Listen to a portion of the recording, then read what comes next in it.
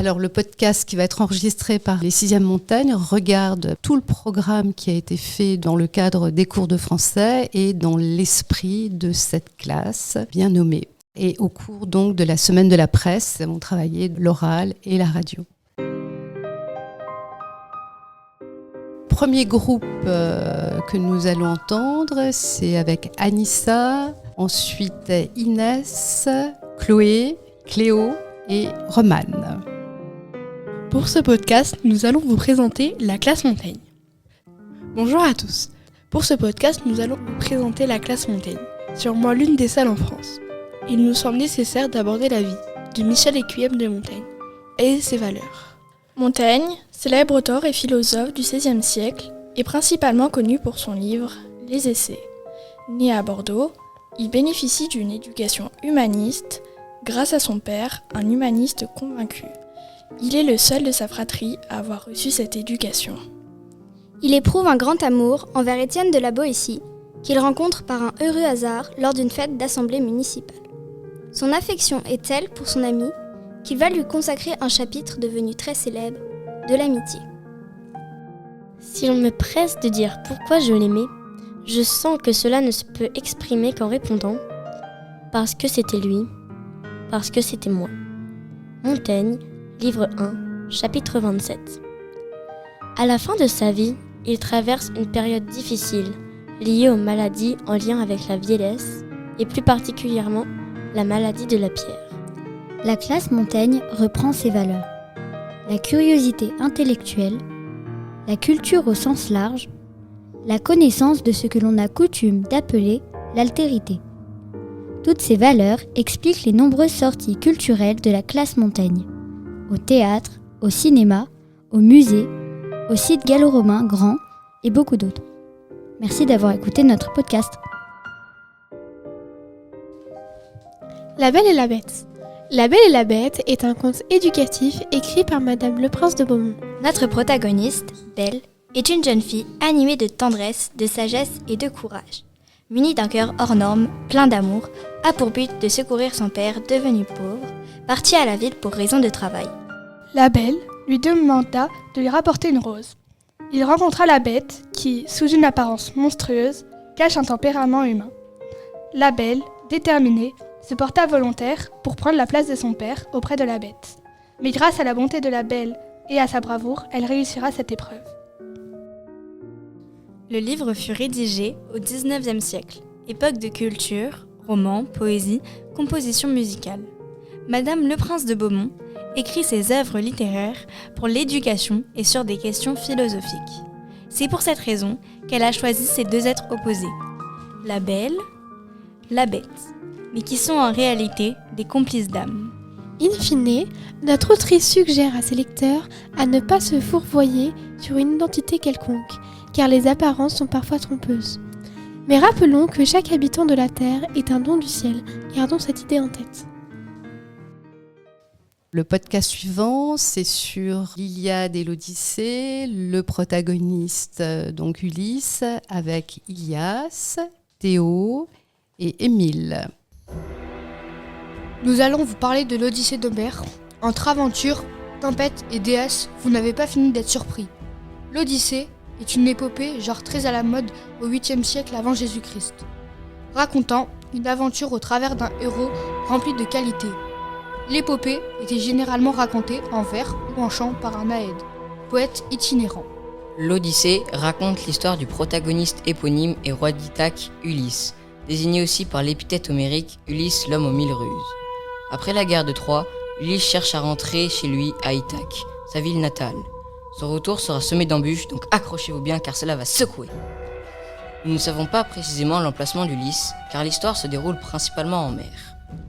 Ulysse doit rentrer chez lui, à Ithaque, afin de retrouver sa femme, Pénélope, demandée en mariage par de nombreux prétendants, mais aussi son fils, Télémaque, parti à sa recherche.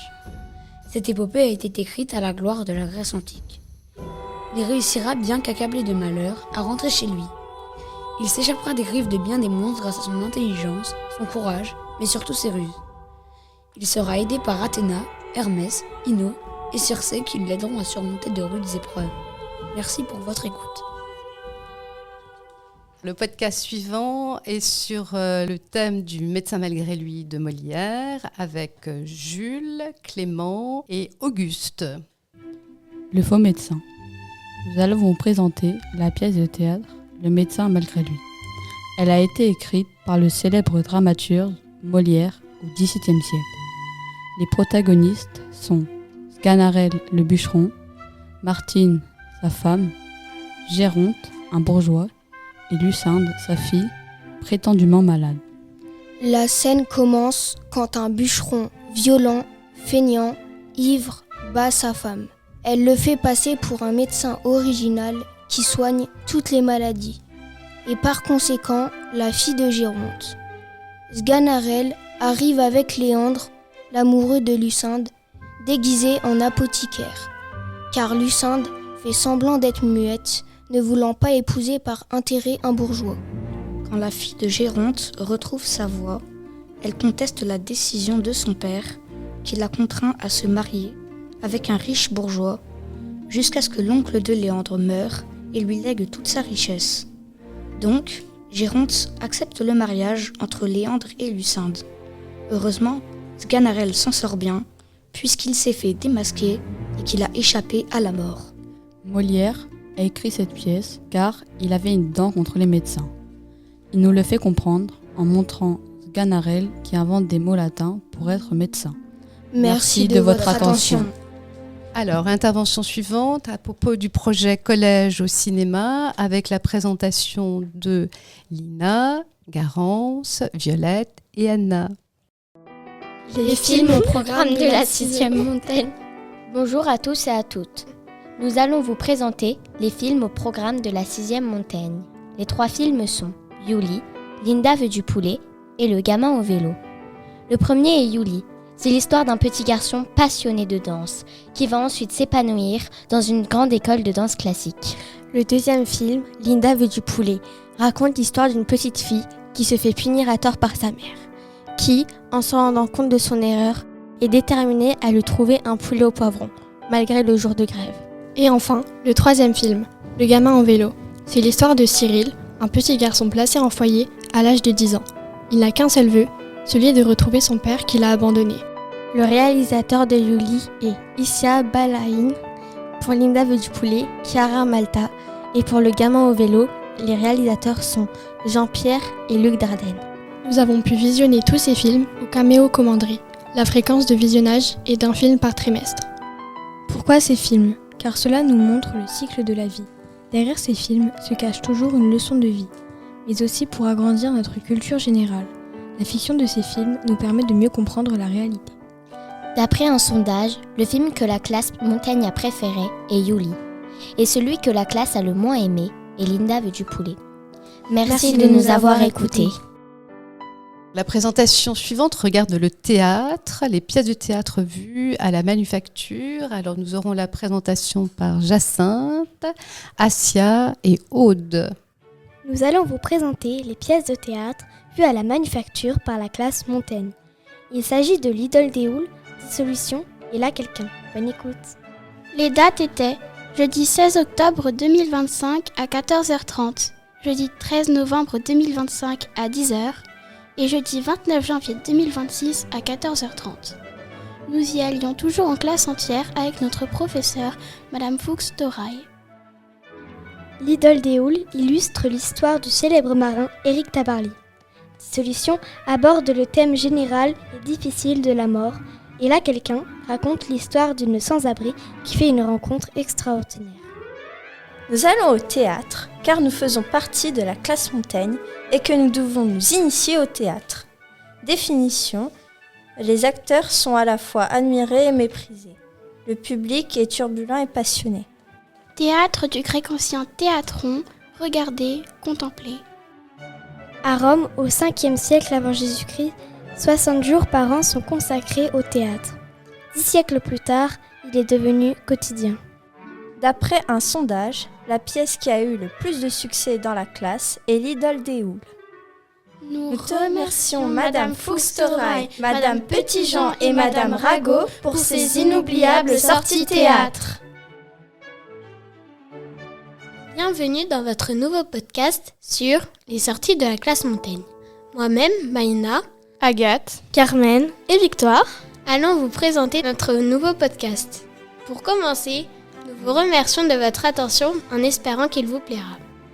Nancy est une ville riche en culture, en histoire et en patrimoine artistique. Plusieurs lieux emblématiques permettent de découvrir son identité. Le musée des Beaux-Arts, le musée de l'école de Nancy, le muséum Aquarium et le théâtre de la Manufacture. Chacun raconte une partie de l'histoire de la ville, de ses artistes et de son évolution. le musée des Beaux-Arts. Il se situe directement sur la célèbre place Stanislas, classée au patrimoine mondial de l'UNESCO. Il a été fondé en 1793, en pleine Révolution française. Les premières collections proviennent des saisies révolutionnaires et d'envois de Napoléon. Le musée présente des œuvres du XIVe au XXIe siècle, peintures, sculptures, arts graphiques, ainsi qu'une grande collection de verreries d'hommes. Le théâtre de la Manufacture. Il se situe au 10 rue Baron Louis, près du faubourg des Trois Maisons, près de l'ancien bâtiment industriel de la manufacture des tabacs. Selon la programmation, spectacles, parfois scolaires ou rencontres l'après-midi. Il est possible d'assister à des rencontres avec les artistes, les équipes du Centre dramatique national, les metteurs en scène invités, les comédiens en résidence et les médiateurs culturels. Musée de l'école de Nancy. Il se situe au 36-38 rue du Sergent Blandan à Nancy. Il est ouvert au public sous sa forme actuelle en 1964. Il est consacré aux artistes de l'Art Nouveau nancéen. Émile Gallé, Louis Majorel, Victor Prouvé, Eugène Vallin. Installé dans l'ancienne propriété du mécène Eugène Corbin, le musée expose meubles, verreries, vitraux et objets Art Nouveau dans des salles reconstituées. Le muséum Aquarium. Il se situe au 34 rue Sainte-Catherine à Nancy. Il a été inauguré en 1930. Il présente plus de 220 espèces aquatiques et environ 600 spécimens zoologiques. Le rez-de-chaussée est consacré aux aquariums, eau douce, tropicales, marines. L'étage abrite une galerie zoologique avec animaux naturalisés et fossiles. In fine, les lieux dont nous avons parlé se situent dans des quartiers emblématiques centre-ville, place Stanislas, Ville-Vieille, au quartier résidentiel. Cela montre que la culture est partout dans Nancy. Les horaires variés, journées, soirées, expositions temporaires, saisons artistiques, permettent de découvrir ces lieux tout au long de l'année selon son rythme. Les visites sont accessibles, billetterie simple, tarifs jeunes, visites libres ou guidées, ateliers et rencontres. Chaque lieu propose une manière différente d'entrer dans la culture. Derrière chaque espace, il y a des artistes, médiateurs, scientifiques, conservateurs, guides, des personnes qui transmettent leur savoir et rendent la culture vivante.